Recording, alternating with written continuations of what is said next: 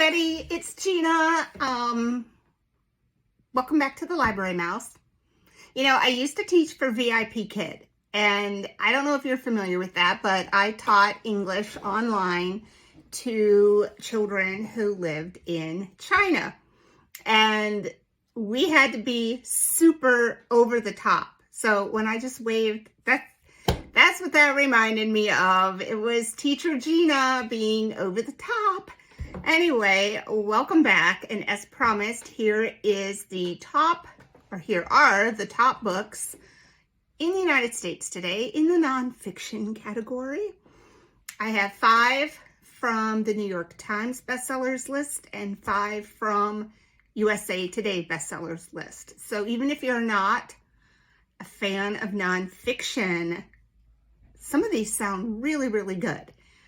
Granted, I am a fan of nonfiction, but I'm betting you will find something new that you might like to read in the batch of books this week. So let's go check them out.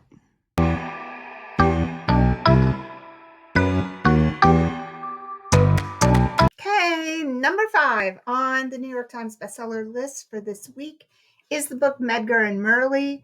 It is a love story that awakened America, and it is about the marriage of Medgar and Merle Evers and how their relationship and the civil rights movement is tied together. So Medgar and Merle met in college, love at first sight. They get married. She becomes a homemaker. He begins working with the NAACP in Mississippi. She served as his secretary while they worked to fight school segregation, lynching, violence. They fought to desegregate the University of Mississippi, and they survived a firebombing of their home in 1962. They had their 3 children in it. He became the first highest profile victim of a Klan-related assassination in 1963 when he was gunned down in his own driveway. And then after his death, Merle took over and she carried on the civil rights legacy. She wrote a book about Medgar's fight, about how she tried to win a congressional seat, and how she became a leader in the NAACP. So I love books like this. I love some historical nonfiction. And I think that, I really did not know anything about Medgar Evers. So I think it's definitely a must read for me. So if you've read it, comment down below. What did you think of it? Okay, number 4 on the list is the book, The Boys in the Boat, 9 Americans and Their Epic Quest for Gold at the 1936 Berlin Olympics, recently made into a movie, which I definitely want to see. This book is written by Daniel James Brown. So this right now is number 5, also on the Amazon charts. It is about the American Olympic rowing triumph in Nazi Germany.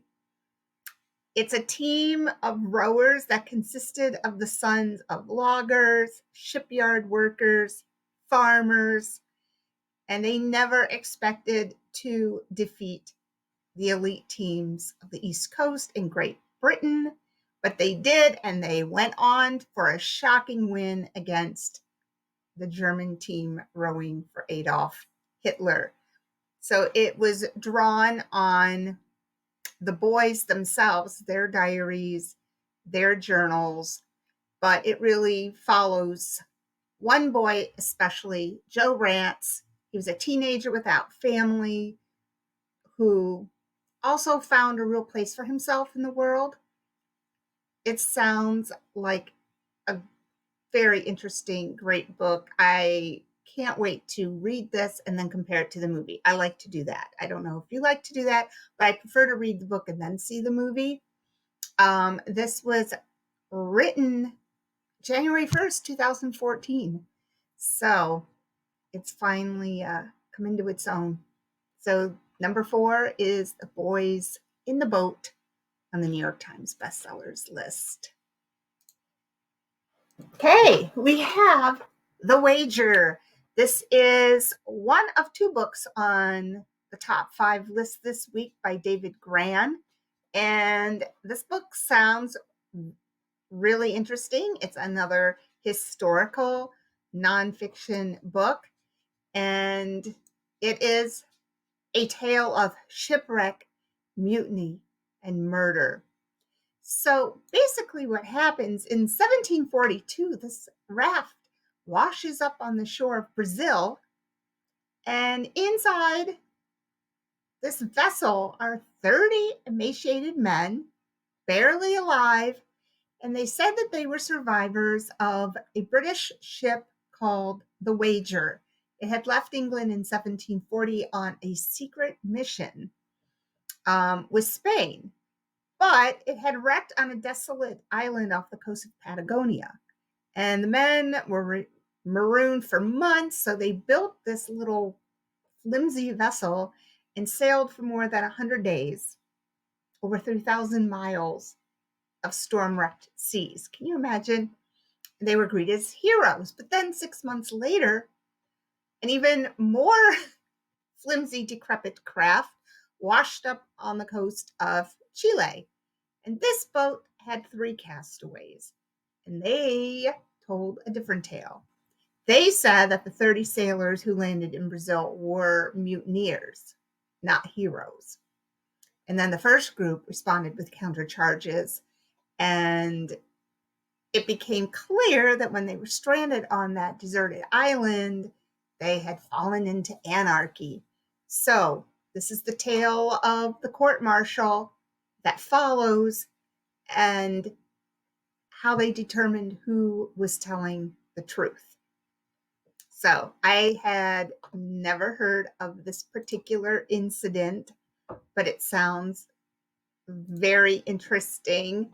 I was thinking that that sounds like a movie. It sounds like it should be made into a movie.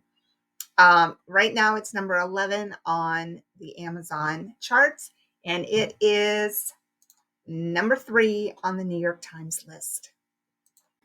Okay, number 2 on the list is The Body Keeps the Score: Brain, Mind, and Body in the Healing of Trauma. It is written by Dr. Bessel van der Kolk. And first of all, when you're looking for this book, if you're buying it on Amazon, make sure you read carefully, because there are so many summaries and critiques to buy on Amazon. I was pretty amazed. I was surprised. There's workbook after workbook written by people who are not Dr. Bessel van der Kolk. There are study guides. There are summaries. There's so many different workbooks by so many different people. Just be careful. I have The Body Keeps the Score cookbook by Sarah Wilson. So, I mean, just be careful that what you're buying is the actual book and not somebody else doing a summary of the book. I've never seen so many summaries. I'd much rather just read what the author says himself. So this is a book about trauma and how to heal your body and your mind from it. It had some interesting statistics. 1 in 5 Americans have been molested. 1 in 4 grew up with alcoholics, and 1 in 3 couples have engaged in physical violence in their marriage. Dr. Bessel van der Kolk is one of the foremost experts on trauma. He's spent 3 decades working with survivors of trauma. So in this book, he uses scientific advances to show how trauma reshapes your body, how it reshapes your brain. And he explores some different new treatments like neurofeedback, meditation, sports, yoga, drama. And so it's to increase the brain's natural neuroplasticity. So it's based on his research and that of other leading experts. It is number 6 on the Amazon. So Amazon charts this week. It's got a 4.8 rating from Amazon, and it was published September 8th, 2015. I had not heard of this book until just a few months ago. So it's always interesting to me how a book that was published many, many years ago, suddenly somebody finds it and it gains in popularity. It sounds like a very good book. So check that out. And that is number 2 on the list. We made it to number 1 this week on the New York Times bestseller list is Killers of the Flower Moon. The Osage Murders and the Birth of the FBI. This is written by David Grann, the same author who wrote The Wager, another historical nonfiction book. It was the Anthony Award winner in 2018. It was the Edgar Award winner in 2018. It's number 7 this week. They're making it into maybe they have a Martin Scorsese motion picture. I had never heard of this incident. And that's why I love nonfiction. So many things have happened here, even in the United States, that nobody knows about, or not very many people. Let's put it that way. Not very many people know about. So in 1920s, the richest people per capita in the whole world were the Osage Nation in Oklahoma. I did not know that. Oil had been discovered on their land, and after that, they bought mansions, they had limousines, they sent their children to study in Europe, but then one by one, the Osage began to be killed off. There was one woman, Molly Burkhart, whose family became a prime target. One relative was shot, one was poisoned, and then more and more began to die under mysterious circumstances.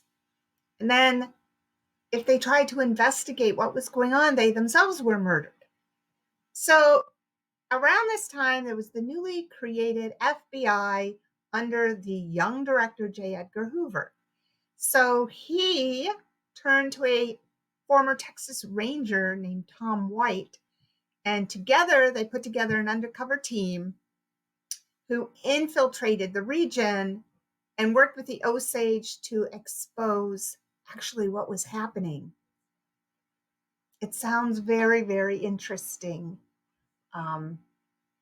It's soon to be a major motion picture. I want to get the book and read it, and then I want to go watch the movie again. I really like doing that, even if the movie is different from the book. I do love comparing them. So number 1, Killers of the Flower Moon by David Grann. Let's move on now to the New York Times list. Nope, sorry. We're moving on to the USA Today list. You'll see they are very similar. Okay, back again. Nothing new to see here. On the USA Today bestsellers list, number 5 is The Body Keeps the Score. I did look up some other information about where it's ranked in other best-selling lists. So on Amazon, it is number 15 in books. It's number 1 right now in anxiety disorders, number 1 in post-traumatic stress disorder, and the number 1 bestseller in popular psychology pathologies. So check it out. The Body Keeps the Score. On the New York Times list, it was number 2. Here we go. Once again, one from the other list, Medgar and Merle. This time it's number 4. It was number 5 on New York Times. And taking a look at some other rankings right now, It's number 258 in books on Amazon. It's number 1 in social activist biographies, number 1 in Black and African American biographies, and number 4 in U.S. state and local history. Check out Medgar and Murley. Okay, a new book on the list. This is called The Creative Act, A Way of Being. It is written by Rick Rubin. He is a famed music producer, and it said that he set out to write a book about what to do to make a great work of art. Instead, it revealed itself to be a book on how to be. So he is known for creating a space where artists of all different genres and traditions can hone in on who they really are. He's made a practice of helping people transcend their own expectations in order to connect with their state of innocence, which is what it says, which the surprising becomes inevitable. And I like that thought. So the Creative Act is a course of study that illuminates the path of the artist as a road we all can follow. So it sounds like a great book if you are stuck creatively and you need a little push or you need some guidance or inspiration. It sounds like it would be a great book. It was published in January of 23. And right now it's number 46 in books. It's number 1 in creativity, number 1 in popular psychology, creativity, and genius. And it's number 3 in personal transformation, self-help. So it's nice to see a different book on here. So it's The Creative Act, A Way of Being by Rick Rubin. Okay, Living in the Days of Deception is number 2 on the USA Today list. So this is Living in the Days of Deception, How to Discern Truth from Culture's Lies. It was just published February 6th of this year. It is written by Jack Hibbs with a foreword by Mike Pompeo. As you're reading, you need to recognize the fact that this is written through the Christian lens. Let me read to you what Amazon has. It's Jesus warned that deception would grow worse as we draw nearer to the end of times, saying, "Take heed that no one deceives you." We live in a time when falsehoods assault us from every direction. The counterfeits have grown more and more difficult to detect and avoid, which I can definitely agree with. Very often it is hard to tell what's truth and what is deception. So this book explores the many ways that error is masquerading in truth and how you can discern the difference. The author is a pastor. In the book, they talk about the characteristics of deceivers and the harm that they've brought. The deceptions that are altering and replacing the truth and how you can tell what they are and how to recognize them. And then the keys to standing strong as spiritual battles surround us. Like I said, it is written by a pastor. It is a Christian book. Right now, it's number 400 in books, but it's number 1 in Christian social issues. It's number 2 in Christian spiritual warfare. And it's number 14 in Christian spiritual growth. So this book is number 2 on the list. And now on to number 1 on the USA Today bestseller list for this week. Surprise, surprise, number 1 on the New York Times #1 on USA Today. It is Killers of the Flower Moon, the story about the murders of the members of the Osage tribe in the 1920s. So right now, this book is number 71 in books on Amazon. It's #1 in Native American history. It's #3 in United States history. And it's #5 in murder and mayhem. So hopefully you will get a chance to check it out and read the #1 book this week. As soon as the new lists come out, I'll make another recording of the newest books.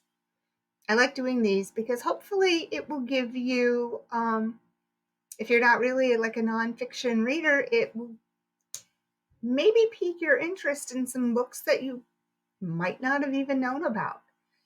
Anyway, I love doing little deep dives like these, and I think what I'm going to do is I'm going to do a series with different decades. So let's take a look at the bestsellers in the 60s, the 50s, the 40s. I think it's important for people to still read those books.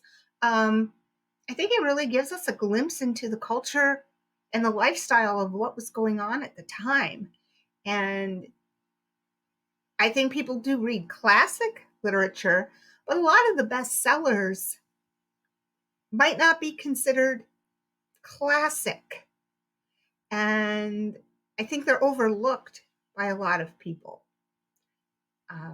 So I would really love to do like a deep dive into the bestsellers of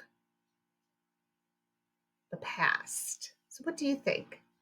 Would that be something that might interest you? I think it's always cool to like hear about some books maybe that you haven't heard about, so you can broaden your reading horizons a little bit. But anyway, thanks for being here and watching my video. If you enjoyed it, please give me a thumbs up, and I will be back soon with another one. So happy reading. Bye.